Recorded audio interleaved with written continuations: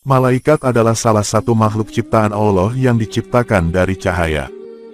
Sebagaimana makhluk ciptaan Allah lainnya, malaikat mempunyai tugas masing-masing dari Allah Subhanahu wa Ta'ala. Hanya saja malaikat diciptakan tanpa memiliki hawa nafsu. Malaikat adalah makhluk yang sangat patuh atas perintah Allah. Sama seperti jin, malaikat tidak bisa dilihat oleh manusia biasa kecuali para nabi yang dikehendaki oleh Allah. Namun dalam kehidupan ini manusia hidup berdampingan dengan para malaikat, sebab ada malaikat yang diutus oleh Allah untuk melihat segala bentuk perbuatan manusia. Ada juga malaikat yang diutus untuk menguji iman manusia, begitu juga ada malaikat yang diutus untuk memberi pertolongan kepada manusia. Tentunya para malaikat akan merubah wujud menjadi wujud manusia agar para malaikat bisa dengan sempurna memberi pertolongan kepada manusia.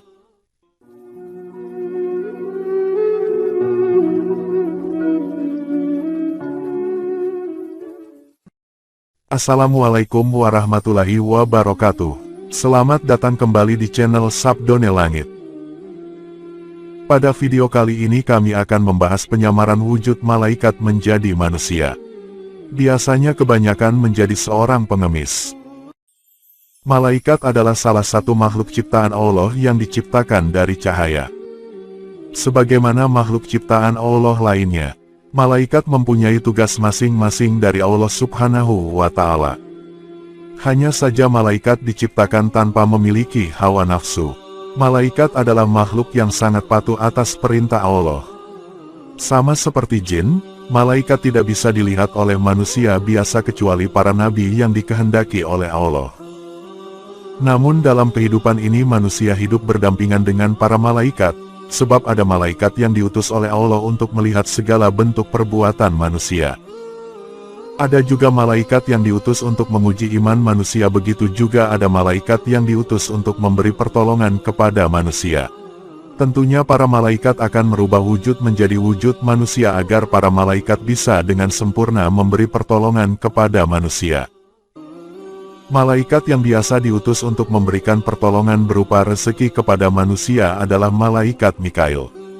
Biasanya malaikat Mikail akan mengerahkan anak buahnya untuk turun langsung menjadi sosok manusia untuk menolong manusia. Salah satunya menjadi pengemis. Kadangkala kita tidak sadar ketika ada pengemis yang datang untuk meminta atau bahkan dia tidak meminta karena tingkah laku dari malaikat ini sulit untuk kita tebak. Di zaman Rasulullah Shallallahu Alaihi Wasallam, malaikat pernah menyamar menjadi manusia untuk menjumpai Rasulullah. Para sahabat tidak menyadari kalau yang datang kepada Rasulullah adalah malaikat Jibril. Namun Rasulullah sendiri sudah tahu kalau itu adalah malaikat Jibril. Berikut ini adalah ciri malaikat yang menyamar menjadi sosok manusia. Yang pertama, memiliki rambut yang basah dan rapi. Ciri yang pertama adalah memiliki rambut yang cenderung basah serta rapi.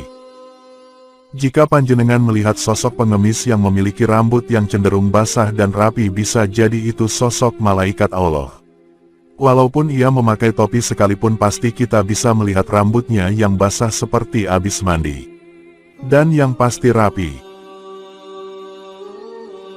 Ciri yang kedua, memiliki rambut berwarna hitam dan panjang. Yaitu sekalipun ia berada di negara apapun, sosok malaikat yang menyamar pasti memiliki rambut yang berwarna hitam dan panjang. Soal kepanjangan rambut malaikat adalah bervariasi, yang pasti rambut itu akan menutupi bagian telinganya karena telinganya merupakan ciri yang paling terlihat. Bentuk rambutnya lurus dan ikal, tidak keriting ataupun kribo. 3. Memiliki telinga sedikit runcing dan tebal. Untuk ciri yang ketiga adalah memiliki telinga yang sedikit runcing pada bagian sudut atas telinga dan bagian yang tebal pada bawah telinga. Tebalnya ini bisa dikatakan cenderung tebal, tapi biasanya telinga malaikat akan ditutupi oleh rambut, jarang yang bisa menyadarinya. 4. Tidak memiliki garis tangan. Malaikat yang menyamar menjadi sosok manusia biasanya tidak memiliki garis-garis pada tangannya. Garis-garis tersebut hanya ada pada jari-jarinya. Karena garis-garis pada jarinya merupakan tasbih yang selalu ia pakai untuk berzikir. 5. Tidak memiliki kerutan pada kaki. Ciri yang lainnya adalah tidak memiliki kerutan pada telapak kakinya atau perhatikan bagian pinggir telapak kakinya. Walaupun sosok malaikat itu adalah pengemis yang dekil, namun pada bagian bawah telapaknya itu sangat halus, tidak ada kerutan-kerutan pada bagian telapak kakinya. Malaikat adalah salah satu makhluk ciptaan Allah yang diciptakan dari cahaya. Sebagaimana makhluk ciptaan Allah lainnya, malaikat mempunyai tugas masing-masing dari Allah Subhanahu wa Ta'ala. Hanya saja malaikat diciptakan tanpa memiliki hawa nafsu. 6. Memiliki punggung yang sedikit bungkuk. Ciri yang selanjutnya adalah memiliki punggung yang sedikit bungkuk, bisa dibilang seperti bungkuk udang walau malaikat menyamar dalam sosok muda ataupun tua. Selalu perhatikan bagian punggungnya, biasanya cenderung bungkuk seperti udang, sebab itu merupakan sayap malaikat yang dilipat. 7. Tidak memiliki tulang pada pergelangan tangan. Malaikat yang menyamar tidak memiliki tulang yang menonjol pada bagian pergelangan tangan. Jika kita didatangi sosok pengemis yang tidak memiliki tulang pergelangan tangan, bisa jadi itu merupakan sosok malaikat. 8. Mulutnya selalu bergerak. Ciri yang selanjutnya adalah pada bagian mulut. Mulut malaikat tidak pernah berhenti bergerak meskipun dalam keadaan tertutup sekalipun, bisa dilihat gerakan-gerakan pada mulutnya karena ia senantiasa berzikir kepada Allah Subhanahu wa Ta'ala. 9. Tidak pernah berkata. Malaikat yang menyamar menjadi sosok manusia tidak pernah berkata-kata, ia cenderung memberikan isyarat-isyarat lewat tangannya. 10. Tidak pernah meminta uang. Jika ada pengemis yang mendatangimu lalu memberimu isyarat meminta makan ataupun minum, maka berikanlah segera. Bisa jadi itu adalah malaikat. Jika kita memberikannya uang, ia pasti menolaknya. Jika ia menerimanya berarti itu bukan malaikat. 11. Ketika melihatnya ada keinginan untuk memberi tapi tak bisa. Ciri yang terakhir adalah ketika kita melihatnya disitulah muncul rasa ingin memberi tetapi tidak bisa. Misal kita melihat sosok pengemis yang sedang duduk di jalan lantas muncul perasaan ingin memberi tetapi ada saja yang menyebabkan kita tidak bisa memberi. Misalnya kita sedang tidak ada uang, bisa saja kita melihat sosok itu di seberang jalan lantas kita ingin memberinya tapi tidak bisa karena tidak ada persimpangan untuk memutar. Bisa saja kita berniat mengejarnya tetapi tiba-tiba sosok itu hilang. Intinya ada saja hal yang menyebabkan tidak bisa. Bisa jadi itu adalah sosok malaikat yang berada di sekitar panjenengan. Ketika kita menghadapi situasi bertemu malaikat yang menyamar menjadi sosok pengemis, kebanyakan kita dibuat tak sadar oleh sosok tersebut. Kebanyakan juga dari kita sedikit menghiraukan sosok pengemis tersebut. Karena sebab sesuatu hal mungkin ketika sosok itu meminta makanan tetapi kita memberinya uang, uang itu malah dibuang oleh pengemis tersebut, lalu kita menjadi marah-marah kepada pengemis tersebut. Padahal bisa saja itu adalah sosok malaikat yang diutus Allah untuk menguji keimanan panjenengan.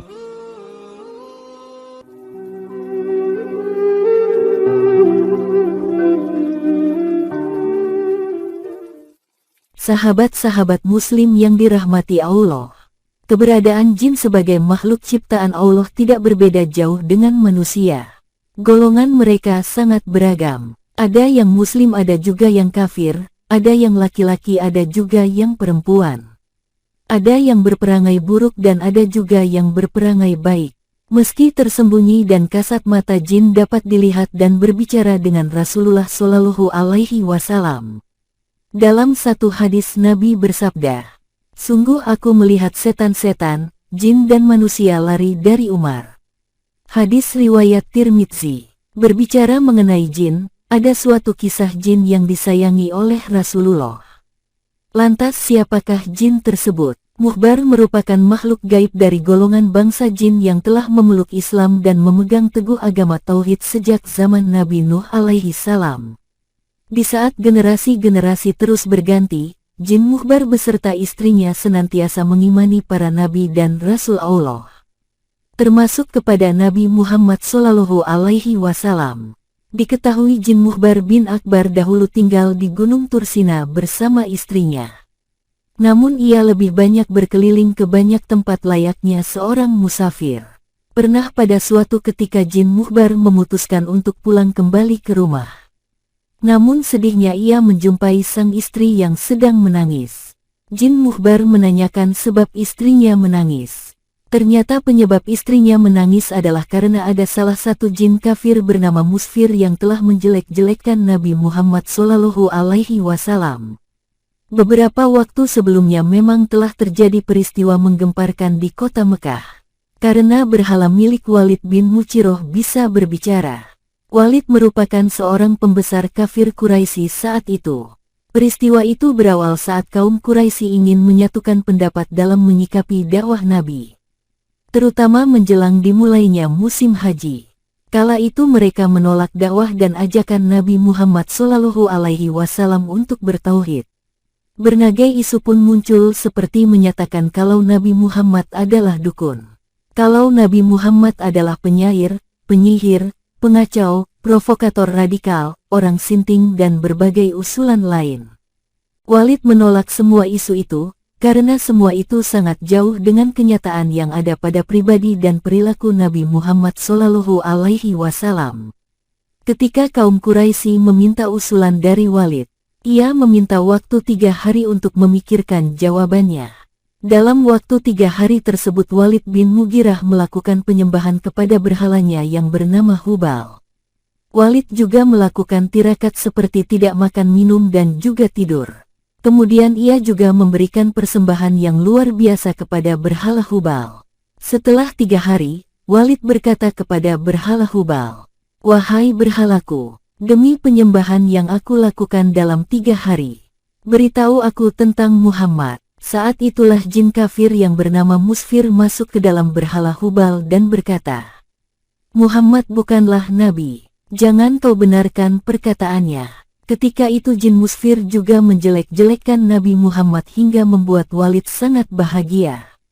Walid lantas mengabarkan berita itu kepada orang-orang kafir Quraisy. Kemudian keesokan harinya mereka mengundang Nabi Muhammad untuk hadir dan berkumpul di halaman Ka'bah. Nabi Muhammad lantas menyanggupi dan datang bersama Abdullah bin Mas'ud. Saat semua telah berkumpul mulailah Walid memberikan persembahan kepada berhalanya dan menanyakan seperti hari sebelumnya. Jin Musfir segera masuk ke dalam berhala Hubal kemudian berbicara dan menjelek-jelekkan Nabi Muhammad. Nabi Muhammad sangat sedih sekali mendengar hal itu. Karena dia tahu kalau yang berbicara itu sebenarnya adalah setan yang terkutuk. Setelah mendengar patung Hubal yang bisa berbicara, kaum kafir Quraisy sontak bersorak gembira. Jadi peristiwa inilah yang awal mulanya membuat istri Jin Mukhbar menangis. Setelah mendengar penjelasan dari istrinya, Jin Mukhbar lantas sangat marah sekali. Ia kemudian mencari jejak jin kafir Musfir dan mengejarnya hingga membawanya ke Mekah. Ketika Jin Mukhbar berhasil menemukannya di antara Bukit Sofa dan Marwah, ia lantas membunuhnya di sana. Setelah membunuh Jin Musfir, Jin Mukhbar lantas bertemu dengan Nabi Muhammad Shallallahu Alaihi Wasallam. Jin Mukhbar lalu menceritakan siapa dirinya dan menceritakan jika ia baru saja membunuh jin kafir dan jahat yang bernama Jin Musfir. Ia menceritakan bahwa jin itu sudah dibunuh di antara Bukit Sofa dan Marwah. Kepalanya terpotong dan berada di kandang kuda, sedangkan badannya terbagi di antara Sofa dan Marwah menyerupai seekor kambing tanpa kepala. Jin Mukhbar juga menunjukkan pedangnya yang masih berlumur darah Jin Musfir.